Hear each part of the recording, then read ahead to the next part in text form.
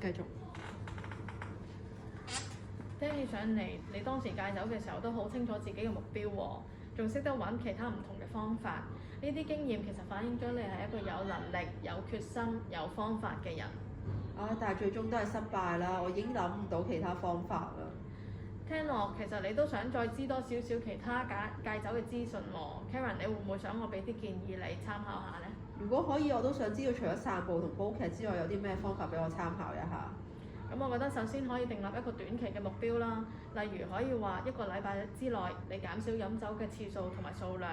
當你成功達到一啲小目標之後呢，可以俾啲適當嘅獎勵自己，保持翻個動力，先至再訂立一個長期啲嘅目標，例如半年之內就戒酒。喺呢個過程入邊，你都可以揾其他替代品嘅，例如一啲冇酒精嘅飲品啦、茶啊、果汁，甚至乎係一啲冇酒精嘅啤酒都可以試下嘅。聽落完成一啲短目標都已經好似唔難，我應該可以做到嘅。咁我都好欣賞你開始有翻啲信心啦。咁可唔可以話俾我聽，你諗住訂立一個點樣嘅短期目標啊？可能我可以試下一日減少2杯酒先啦，同埋減少喺屋企啤酒嘅存貨。如果做到2星期就開始再下一步咁樣咯。2個星期之內每一日減少2杯啤酒都係一個好唔錯嘅嘗試喎。之後買定少少冇酒精啤酒啊、汽水嗰啲放喺屋企咯。到飲唔到好想飲嘅時候，用佢哋嚟代替咯。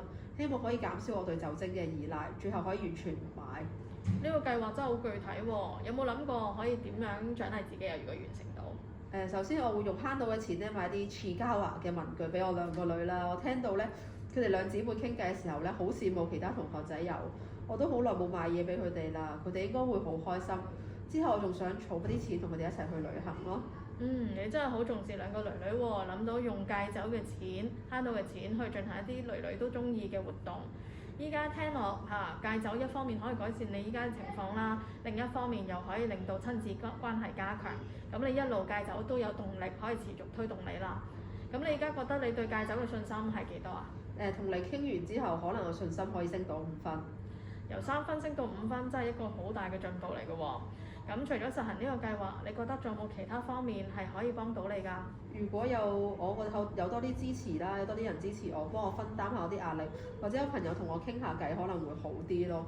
似乎其他人嘅支持對你嚟講都係好重要嘅喎。係啊，離咗婚之後，我冇乜點樣出席朋友嘅聚會啦。首先工作時間又長，二嚟我都擔心佢哋問起我屋企嘅情況，我唔想佢哋拎我嚟做比較啦，所以冇再同佢哋聯絡啦。